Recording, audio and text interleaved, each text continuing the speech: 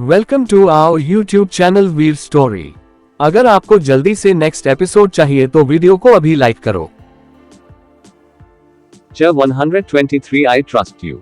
अब तक बेला ने दोबारा पूछा, क्या तुम लोगों को मेरी बात सुनाई नहीं दी? मैंने पूछा, मुझे उस डिब्बे में किसने बंद किया था? बेला की लहजे में एक सख्ती थी। अब आगे। तन्मय ने तुरंत कहा, माइकल मैडम। माइकल ने ही आपको उस कैप्सूल में डाला था। माइकल का नाम सुनते ही बेला की आंखें सिकुड़ गई। उसे माइकल पर बहुत ज्यादा गुस्सा आ रहा था। वो कुछ घंटों के लिए बेहोश क्या हो गई। उसका पागल डॉक्टर उसे सालों के लिए सुलाने की प्लानिंग में लग गया। बेला ने सीढ़ियों से नीचे आते हुए कहा, Michael, where the hell are you Michael? तुम्हारी हिम्मत कैसे हुई मुझे उस डिब्बे में बंद करने की? आज मैंने तुम्हारी जान ले लेनी है। बेला खुद में ही बड़बड़ाते हुए नीचे आई। कार्तिक चुपचाप उसे ऊपर से नीचे तक देख रहा था। बेला बिल्कुल नॉर्मल नजर आ रही थी, यहाँ तक कि उसके बॉडी पर मौजूद निशानी भी गायब हो चुके थे। उसका सुंदर चेहरा बेदाग और ग्लोइंग था, मानो वो किसी अच्छी नींद से जगी हो। बेला ने पूछा, तन्मय, माइकल कहाँ है? जाओ उसे बुलाकर ले आओ, मुझे उससे कुछ सवाल जवाब करने हैं। माइकल अंडरग्राउंड लैब में है मैडम, मैं उसे अभी बुलाकर ले आता हूँ, तन्मय ने कहा और तुरंत माइकल को बुलाने के लिए अंडरग्राउंड लैब में चला गया, जहां माइकल केमिस्ट की टीम के साथ लूनाफॉस्ट पोइजन का क्योर ढूंढने में लगा हुआ था। रेयांश भी अब तक नीचे आ चुका था। उसके साथ वंश, पलक, आरब, मिसेज लीसा, अनुष्का और बिन, जो कि पहले से ही डिस्पेंसरी में था, वो सब भी थे और उन सबकी नजर बेला पर टिकी हुई थी, जो बहुत ही ज्यादा फ्रस्ट्रेटेड नजर आ रही थी।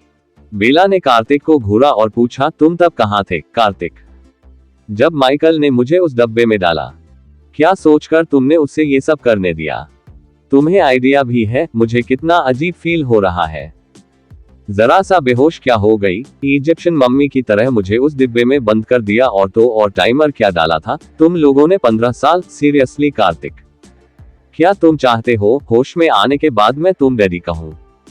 अगर ऐसा कुछ है तो मुझे अभी बता दो, मैं तुम्हारी ये ख्वाहिश अभी पूरी कर देती हूँ।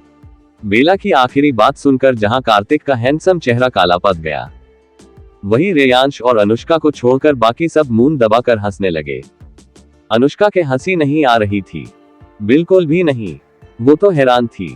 थोड़ी देर पहले जिस इंसान को उसने पलक झपकते ही लोगों को मारते हुए देखा था, जिसके सामने कुछ बोलने से पहले रेयांश भी अपने शब्दों को नाप तौल लेता था, वही इंसान इस वक्त एक लड़की से बुरी तरह डांट सुन रहा था, वो भी चुपचाप, बगैर कोई विरोध किए। रेयांश ने बेला के कंधे पर हाथ रखते हुए कहा, मॉम, आप डैड को मिसअंडरस्टूड कर रही हो। उन्होंने ये सब आपकी सेफ्टी के लिए ही किया था। आपको लूनाफॉस्ट पॉइजन दिया गया था, इसीलिए आपको टाइम लॉक पॉड में डाला गया। इसके अलावा कोई दूसरा रास्ता नहीं था। आप खुद भी जानती हो लूनाफॉस्ट पॉइजन कितना खतरनाक होता है। लूनाफॉस्ट पॉइजन का जिक्र सुनते ही बेला की आईब्रोज आपस में जुड़ गई। वो इस पॉइजन के बारे में बहुत अच्छे से जानती थी। आखिर जानती भी कैसे नहीं, इसी पॉइजन की वजह से ही तो कार्तिक को 13 सालों तक डीप स्लीप में रहना पड़ा था। बेला अमंजस के साथ खुद को देखने लगी। उसे याद था, आखिरी टाइम वो वर्तिका के हाथ से बना डोसा खा रही थी और उसी वक्त वो अनकॉन्शियस हो गई थी, मगर उसकी अनकॉन्शियसनेस की वजह लूनाफॉस्ट पॉइजन था। इस बात पर यकीन कर पाना बेला के लिए मुश्किल हो रहा था। आफ्टर ऑल लूनाफॉस्ट एक जानलेवा जहर था, उसका 2 ही स्टेप बाय रिएक्शन होता था, पहला अनकॉन्शियसनेस और दूसरा 24 घंटे के अंदर तड़प कार मौत। मगर बेला फिलहाल बिल्कुल सही सलामत थी। बेला ने कार्तिक की तरफ सवालिया नजरों से देखा, जिसके फेशियल एक्सप्रेशंस काली अंधेरी रात के समान थे, भयानक और गहरे। बॉस, आपको होश आ गया? आप ठीक हो? ये चमत्कार कैसे हुआ? I mean, आप तो माइकल, जो अभी ही अंडरग्राउंड लैब से आया था। सामने खड़ी बेला को देखते ही अवाक रह गया। उसे अपनी आंखों पर यकीन नहीं हो रहा था। माइकल की आवाज ने वहां मौजूद हर एक इंसान का ध्यान अपनी तरफ आकृष्ट कर लिया था और सभी लोग आंखों में संदेह लिए माइकल को घूरने लगे, जो कि खुद कंफ्यूजन में सिर खुजाते हुए बेला को घूर रहा था। माइकल ही वो इंसान था जिसने कहा था बेला और आदित्य को लूनाफॉस्ट पॉइजन दिया गया है, इसीलिए सबका उस पर शक करना लाजिमी था। माइकल भी जल्दी ही वहां की सिचुएशन समझ गया और उसने बेचैन निगाहों से बेला को देखा, जो खामोशी से उसे देख रही थी। बेला के शांत भाव की वजह से बता पाना मुश्किल था उसके दिमाग में एग्जैक्टली चल क्या रहा है। उसे माइकल पर शक है भी या नहीं। माइकल ने तुरंत सफाई देते हुए कहा, प्लीज आप सब मुझे ऐसे घूरना बंद कीजिए जैसे मैं कोई गद्दार हूं। मैंने कोई झूठ नहीं बोला है। बॉस और आदित्य सर के ब्लड में सच में लुनेफॉस्ट पॉइजन डिटेक्ट हुआ था। अगर आप लोगों को यकीन नहीं हो रहा है तो दूसरे किसी डॉक्टर से ब्लड टेस्ट करवा कर देख लीजिए। लैब में अब भी बॉस और आदित्य सर के कुछ ब्लड सैंपल्स बचे हुए हैं। मैंने क्यों बनाने के लिए कुछ एक्स्ट्रा ब्लड सैंपल्स कलेक्ट कर लिया था। सब लोगों ने माइकल की बातें सुनी मगर उस पर यकीन कर पाना हर किसी के लिए मुश्किल हो रहा था। ऊपर से बेला और कार्तिक की खामोशी ने माहौल में और ज्यादा तनाव बढ़ा दिया था। बेला ने अंत में खामोशी तोड़ी, माइकल आई ट्रस्ट यू, जाओ जो कर रहे थे वो जाकर करो। मुझे तुम पर कोई शक नहीं है, you are one of my most loyal people. Bela की बात सुनकर जहां माइकल के जान में जान आई, वहीं बाकी लोग बेला की बातों से थोड़ा अनकन्विंस्ड थे। अतीत उनके कई करीबी लोग उन्हें धोखा दे चुके थे, इसीलिए बेला का इतनी आसानी से माइकल को बातों पर विश्वास कर लेना बाकी लोगों को हजम नहीं हो रहा था, जिसे माइकल भी अच्छी तरह महसूस कर पा रहा था। माइकल ने कहा, boss thank you so much मुझ पर ट्रस्ट करने के लिए, मगर मैं फिर चाहता हूँ आप इस मामले को अच्छे से इन्वेस्टिगेट करवा लो। मैं इनोसेंट हूँ और मैं चाहता हूँ सब लोगों को सबूत के साथ यह बात पता चले और कोई मेरी लॉयल्टी पर मार्क ऑफ क्वेश्चन ना लगा सके। डोंट वरी माइकल, कोई तुम्हारी लॉयल्टी पर मार्क ऑफ क्वेश्चन नहीं लगाएगा। तुम जाओ और अपना काम करो, मैं इन चीजों का ख्याल रखूंगी। बेला ने माइकल को आश्वस्त किया, जिसे सुनने के बाद माइकल वापस अंडरग्राउंड लैब में चला गया। बेला ने रेयांश की तरफ अपना रुख किया, रे आदि कहाँ है? बेला का सवाल सुनकर रेयांश ने कहा, आदि कैप्सूल में ही है मॉम, उसे अब तक होश नहीं आया है और उसके बॉडी पर अब भी पॉइजन के रिएक्शंस के मार्क हैं। मैं उसे एक बार देख कर आती हूँ, बेला ने कहा और वो वापस डिस्पेंसरी में आदित्य को देखने चली गई। होश में आने के बाद बेला ने अपने आसपास ध्यान नहीं दिया था। एक डिब्बे के अंदर कैद किए जाने वाली फीलिंग बहुत अजीब और फ्रस्ट्रेटिंग थी बेला के लिए, इसीलिए वो होश में आते ही डिस्पेंसरी से बाहर आ गई थी। बेला के पीछे कार्तिक भी डिस्पेंसरी में आया, बाकी किसी ने उन्हें फॉलो नहीं किया। सब लोग आकर लिविंग एरिया में काउच पर बैठ गए। धीरे धीरे कर वहां बाकी फैमिली मेंबर्स भी आने लगे थे। पहले तो सब लोग बर्थडे सेलिब्रेशन के लिए वहां इकट्ठा होने वाले थे, मगर बेला और आदित्य के बारे में जानने के बाद वो सब उन्हें देखने वहां आए थे। डिस्पेंसरी। ईरा चुपचाप उस टाइम लॉक पॉट के सामने खड़ी थी, जिसके अंदर आदित्य पिछले 5 घंटों से डीप स्लीप में था। ईरा ने धीरे से टाइम लॉक पॉट के शीशे को सहलाया, फिर उसने अपनी आंखें बंद कर ली। उसकी बड़ी बड़ी पलकें हल्की गीली हो चुकी थी। पता नहीं क्यों मैं जिन भी लोगों को सही सलामत देखना चाहती हूँ, जिन्हें भी पसंद करती हूँ, वो सब इस पिंजरे में आकर फंस जाते हैं। ईरा धीरे से फुसफुसाई, तभी अचानक एक क्लिक की आवाज हुई, जिसे सुनते ही ईरा ने अपनी आंखें खोल दी और देखा आदित्य का कैप्सूल धीरे धीरे खुल रहा है। ईरा तुरंत 2 कदम पीछे हट गई। टाइम लॉक पॉट के सेंसर बहुत एडवांस थे। अगर उसके अंदर बंद इंसान ने हल्की सी भी मूवमेंट की तो वो खुद ब खुद खुल जाता था। ईरा के आंखों के सामने धीरे से टाइम लॉक पॉट खुला और उसके अंदर से ढेर सारा फॉग निकला, जिसने ऑलमोस्ट पूरे डिस्पेंसरी को ही अपने चपेट में ले लिया। हालांकि ईरा की तेज आंखों फॉग चीरकर उसके पीछे खड़े आदित्य को देख पा रही थी, जो कि धीरे से अपना सिर खुजाते हुए आसपास ही की चीजों और जगहों को आइडेंटिफाई करने की कोशिश कर रहा था। कुछ सेकंड्स बाद फॉग हटा और आदित्य की नजर अपने सामने खड़ी ईरा पर गई, जो टकटकी लगाए हुए उसे ही देख रही थी। आदित्य ने पूछा, ईरा तुम यहाँ? तुम? आदित्य बोल ही रहा था, तभी अचानक ईरा आगे बढ़ी और उसने आदित्य को टाइटली हक कर लिया। आदित्य की बॉडी एकदम से अकड़ गई। उसकी हार्ट बीट भी 2 सेकंड के लिए स्किप हो गई थी। आज से पहले बेला और वर्तिका के अलावा कोई ऐसी लड़की नहीं थी जिसे आदित्य ने हक किया हो या फिर अपने करीब आने दिया हो। ईरा वो इकलौती लड़की थी जिसने उसे ऐसे हक करने की हिम्मत की थी। हालांकि बेला और वर्तिका के करीब आने पर आदित्य को ऐसा महसूस नहीं होता था जैसे उसे ईरा के करीब आने पर महसूस हो रहा था। उसका दिमाग कुछ सेकंड के लिए तो ब्लैंक हो गया था और फिर जब उसे होश आया तब उसने ईरा कहते हुए सुना, थैंक गॉड तुम्हें होश आ गया आदित्य, मुझे तो लगा था जब तक तुम्हें होश आएगा तब तक मैं बुरी हो जाऊंगी। तुम सोच भी नहीं सकते उस वक्त मुझे कैसा महसूस हुआ था जब मुझे पता चला था तुम 15 साल तक डीप स्लीप में रहोगे। ईरा की बात सुनकर आदित्य ने अपने चारों तरफ नजर घुमाई। उसे नहीं पता था पिछले 5 घंटों में क्या हुआ था, मगर ईरा की बातों से उसे आधा मामला समझ आ चुका था। आदित्य ने धीरे से ईरा का पीठ सहलाते हुए कहा, मैं अब ठीक हूँ ईरा, डोंट वरी, हम दोनों साथ में बूढ़े होंगे। आदित्य की बात पर ईरा ने कुछ नहीं कहा। उसने अपना माथा आदित्य के सीने से लगा रखा था और उसकी आंखें बंद थी। आदित्य से आती अट्रैक्टिव अर्मनी कोड फ्रेग्रेंस लगातार ईरा के नाक में समाती जा रही थी, जो ईरा को आदित्य की मौजूदगी का एहसास दिला रही थी। उसी वक्त बेला, जो डिस्पेंसरी के बाहर आ चुकी थी, उसने डिस्पेंसरी का दरवाजा खोला, मगर अंदर का नजारा देखते ही बेला ने उस खुले दरवाजे को तुरंत सावधानी के साथ बंद कर दिया। क्या हुआ वाइफी, कोई दिक्कत है क्या? तुम अंदर क्यों नहीं चल रही हो? कार्तिक, जो बेला के पीछे वहां आया था, उसने सवालिया नजरों से बेला को देखा। बेला ने कार्तिक का हाथ पकड़ा और उसे वहां से ले जाते हुए कहा, आदि को होश आ चुका है, तुम मेरे साथ चलो, मुझे तुमसे कुछ पूछना है। कार्तिक ने कोई जवाब नहीं दिया। उसने एक नजर डिस्पेंसरी के बंद दरवाजे को देखा, थोड़ा सोचा और फिर बेला के साथ अपने बेडरूम में वापस आ गया। आखिर सवाल उसे भी बेला से बहुत सारे पूछने थे। साम्राज्य, रात गहरी हो चुकी थी। दादी माँ वहां आते ही लाइब्रेरी में चली आई थी। उनके साथ ज्ञानेश्वर और परितोष भी वहां थे और वो सब कोई किताब ढूंढ रहे थे।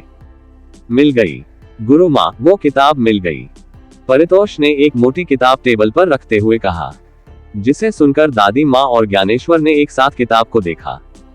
किताब का नाम था प्रकृति का सार। दिखने में भी वो किताब किसी पुराने ग्रंथ के भांति मालूम पड़ रही थी।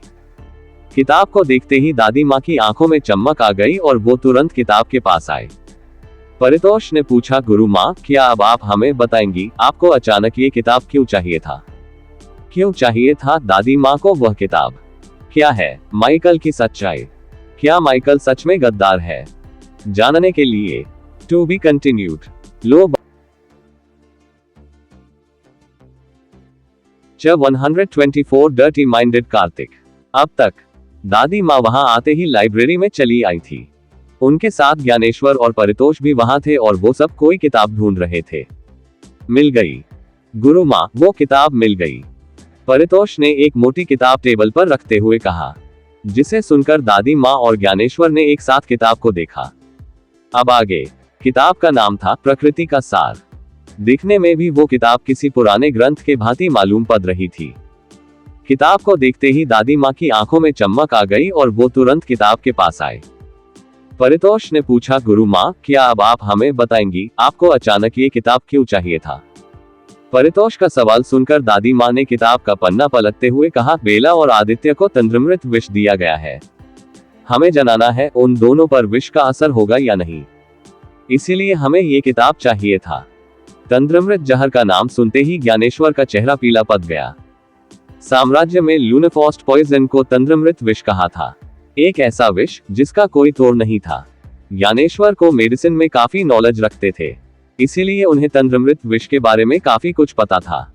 परितोष ने धीमे स्वर में कहा, हम जानते हैं मैडम रिचर्ड पर तंद्रमृत विष का असर होगा या नहीं। गुरु माँ, आप किताब में जवाब ढूंढने में समय व्यर्थ मत कीजिए, हमें जवाब पता है। परितोष की बात सुनकर दादी माँ और ज्ञानेश्वर उसे सवालिया नजरों से देखने लगे। वो दोनों जवाब जानने के लिए बेसब्र थे। दादी माँ ने पूछा, जवाब क्या है सम्राट, कृपया हमें जल्दी बताएं, हमारी पोती और नाती की जान खतरे में है, हमें उन्हें किसी भी कीमत में बचाना है। परितोष ने जवाब में कहा, गुरु माँ, आपकी पोती एक्वेरिले है, नेचर का एक हिस्सा है वो। दुनिया में ऐसी बहुत कम चीजें हैं जो उनके ऊपर प्रभाव डाल पाएगी। हालांकि तंद्रमृत विष बहुत खतरनाक होता है, मगर वो भी आपकी पोती पर ज्यादा वक्त के लिए प्रभाव नहीं डाल पाएगी। रह गई बात आपके नाती की, तो हम उन्हें लेकर निश्चित नहीं है। वो भले ही मैडम रिचर्ड का बेटा है, कायदे से वो भी खास है, मगर हमें नहीं पता उनकी ब्लड लाइन एक्टिवेट हुई है या नहीं, और फिर उनके पिता भी तो एक साधारण इंसान ही है। अगर चेयरमैन में कुछ खास होता तो विष का प्रभाव आपके नाती पर भी नहीं पड़ता, मगर जहां तक हमें पता है चेयरमैन एक साधारण इंसान है और 13 साल पहले वो खुद तंद्रमृत विष के प्रभाव से नहीं बच पाए थे। कार्तिक के लिए साधारण इंसान शब्द सुनते ही ज्ञानेश्वर और दादी माँ अजीब भाव के साथ एक दूसरे को देखने लगे।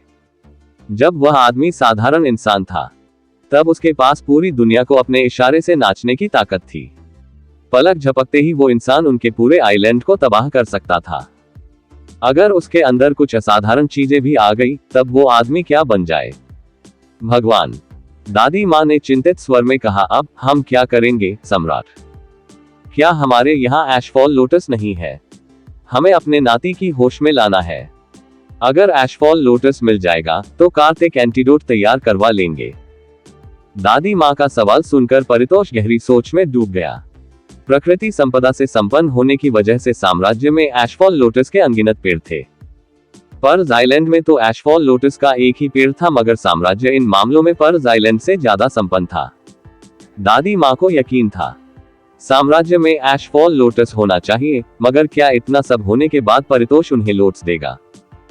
दादी माँ ने परितोष को समझाने की कोशिश की, सम्राट, हम जानते हैं कार्तिक ने आपके साथ और हमारे आइलैंड के साथ जो कुछ भी किया उसे भुलाया नहीं जा सकता है, मगर बेला ने हमारी मदद की है। अगर वो ना होती तो हमारा आइलैंड कब का तबाह हो चुका होता था। हमें उनका एहसान नहीं भूलना चाहिए। और रही बात स्वरा और समय की, तो दादी माँ के मुंह से समय और स्वरा का जिक्र सुनकर परितोष सवालिया और उम्मीद भरी निगाहों से दादी माँ को देखने लगा। समय और स्वरा का क्या गुरु माँ? कृपया अपनी बात पूरी कीजिए। क्या वो दोनों जिंदा है? क्या चेयरमैन ने उन दोनों को मारा नहीं है? दादी माँ ने जवाब में आह भरते हुए कहा, बिल्कुल, वो दोनों जिंदा है। सम्राट, आपने सोच भी कैसे लिया? कार्तिक अपने ही बेटे को मार देगा। समय बिल्कुल सुरक्षित है और अपने सगे माता पिता के पास है। हालांकि स्वरा से हम अब तक मिले नहीं हैं, मगर हमें पूरा यकीन है कार्तिक ने उन्हें मारा नहीं होगा। वो सिर्फ आपको वो सब महसूस करना चाहते थे जो उन्होंने हम सबकी वजह से महसूस किया था। दादी माँ की पूरी बात सुनने के बाद परितोष ने राहत की सांस ली। हालांकि ऐसा नहीं था परितोष कोई बेवकूफ था या फिर उसे समझ नहीं थी। बात बस ये थी कि परितोष ने कार्तिक के बारे में जितना कुछ देखा और सुना था उसके मुताबिक कार्तिक की छवि परितोष की नजरों में एक राक्षस जैसी बन चुकी थी। एक ऐसा राक्षस जो निर्दयी और क्रूर था, जो खुद को संतुष्ट करने के लिए अपने बेटे को भी मार सकता था। परितोष ने कहा, हमारे पास एशफॉल लोटस है। हम अभी आपके लिए किसी को दक्षिण ज्वालामुखी भेजकर उसे मंगवा देते हैं। परितोष की बात सुनकर दादी माँ के चेहरे पर हल्की मुस्कान आ गई। जब उन्होंने बेला और आदित्य को डिस्पेंसरी में देखा था तब ही उन्हें समझ आ गया था बेला और आदित्य के साथ क्या हुआ था। इसीलिए वो तुरंत बहाना बनाकर साम्राज्य आ गई थी। उन्होंने कार्तिक को एशफॉल लोटस के बारे में इसलिए नहीं बताया था क्योंकि उन्हें डर था कार्तिक यहाँ अपने लोगों को भिजवाकर जोर जबरदस्ती करने लगेगा। जल्दी ही एक इंसान अपने ड्रैगन पर चढ़कर दक्षिण ज्वालामुखी गया। एशफॉल लोटस ज्वालामुखी के गर्भ में खिलता था। एशफॉल लोटस खुद जितना रेयर था उसे ज्वालामुखी से बाहर निकलना भी उतना ही मुश्किल था। हालांकि परितोष द्वारा भेजा गया इंसान ट्रेन था। उसने कुछ ही मिनटों में एशफॉल लोटस तोड़ लिया और उसे लेकर वापस लाइब्रेरी आ गया, जहां दादी माँ परितोष से समय के बारे में बात कर रही थी। लोटस लेकर दादी माँ जल्दी ही रॉकवेव आइलैंड के लिए निकल गई। रॉकवेव सिटी, ओपरा पैलेस। बेडरूम में आते ही कार्तिक ने बेला को कमर से पकड़कर दीवार से लगा दिया। बेला के दोनों उसके कंधों पर आ चुके थे और बेला अपनी पलकें झपकाते हुए उसे देख रही थी। कार्तिक ने बेला के चेहरे पर झुकते हुए कहा, डैडी। हाँ वाइफी, तुम सच में मुझे डैडी बुलाने का प्लान कर रही थी? मुझे। कार्तिक की बात सुनकर बेला ने हंसते हुए कहा, वो तो मैंने वैसे ही फ्रस्ट्रेशन में कह दिया था। हालांकि मैंने कुछ गलत तो नहीं कहा था कार्तिक। अगर मैं 15 साल के लिए डीप स्लीप में चली जाती तो तुम बूढ़े तो हो ही जाते ना। देखा, अभी तुम 35 के हो और मैं 32। अगर मैं 15 साल के लिए डीप स्लीप में चली जाती तो तुम 50 के हो जाते। हमारा एज गैप। बेला बोल ही रही थी कि तभी कार्तिक ने उसके होठों को अपने मुंह में भर लिया और उसे डीपली किस करने लगा। बेला की बात उसके मुंह में ही दब गई। कार्तिक उसे किस कम कर रहा था और उसके होठों को काट ज्यादा रहा था। उसके दोनों हाथ भी बेला की कमर पर ऐसे कसे हुए थे। मानो कार्तिक उससे निगल जाना चाहता हो। बेला की पकड़ कार्तिक के कंधों पर कस गई। उसने कार्तिक को खुद से दूर करने की कोशिश की, मगर कार्तिक टस से मज नहीं हुआ। कार्तिक के पैशन की वजह से बेला की ब्रीथिंग तो ब्लॉक हो ही गई थी, साथ ही उसके होठ भी बुरी तरह दुखने लगे थे। बेला को पूरी तरह ब्रेथलेस करने के बाद कार्तिक ने उसके होठों को आजाद किया। बेला तेजी से सांस लेते हुए खांसने लगी और उसने अपना सर कार्तिक के चेस्ट पर टिका दिया। उसका गोरा चेहरा खून के समान लाल हो चुका था। कार्तिक ने बेला के बालों में अपनी उंगली फंसाई और फिर उसने बेला का चेहरा अपनी तरफ कराते हुए कहा, 80 में भी मेरा स्टेमिना ऐसा होगा वाइफी कि मैं तुम्हें बेड से उतरने लायक नहीं छोड़ूंगा। Don't worry about your needs, मैं हमेशा तुम्हारी नीड्स फुलफिल करने के लिए कैपेबल रहूंगा। And one more thing wifey, you can call me daddy. When we are in our bed, you can call me daddy. I would love to hear that word among your moans and sobs. Kartik की आखिरी बात सुनते ही बेला का लाल चेहरा गर्म भट्टी की तरह धधकने लगा। पिछले कुछ दिनों से कार्तिक उसके साथ बहुत शांति से पेश आ रहा था, इसीलिए बेला भूल गई थी कार्तिक असल में कितना बेशर्म इंसान था। वो अपने चंद शब्दों से उसे गर्म शीशे की तरह पिघलाकर शर्मसार कर सकता था। बेला ने कार्तिक को पुश करते हुए कहा, तुम कितने ज्यादा डर्टी माइंडेड हो कार्तिक, मैं क्या कह रही थी और तुम मेरी बात को कहां लेकर चले गए। हर कोई तुम्हारी तरह बेशर्म नहीं होता है कार्तिक, हर कोई तुम्हारी तरह हर वक्त बेड के बारे में नहीं सोचता रहता है।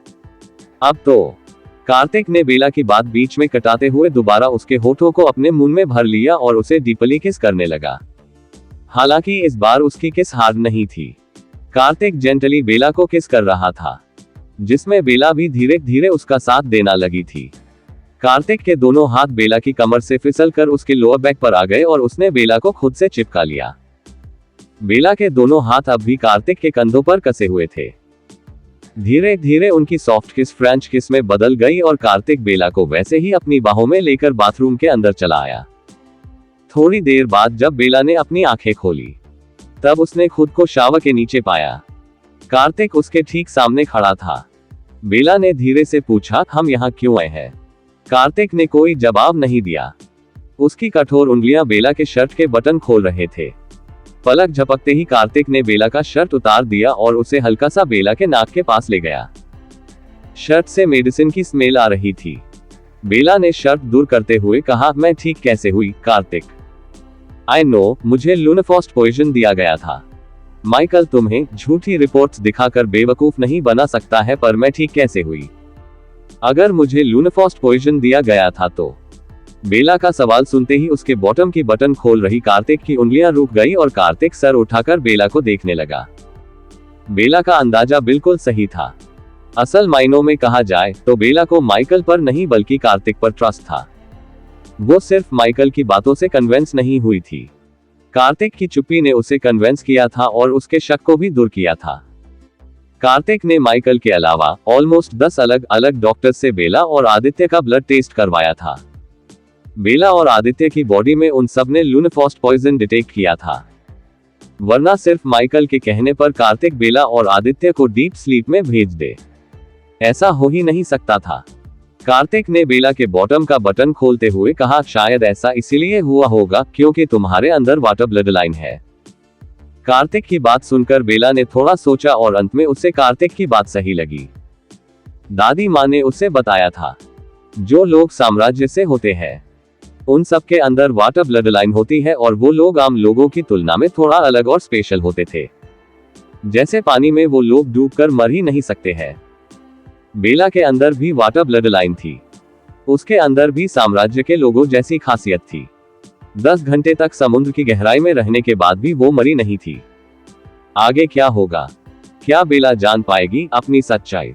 कौन है असली कल्प्रिट? जानने के लिए टू बी कंटिन्यूड।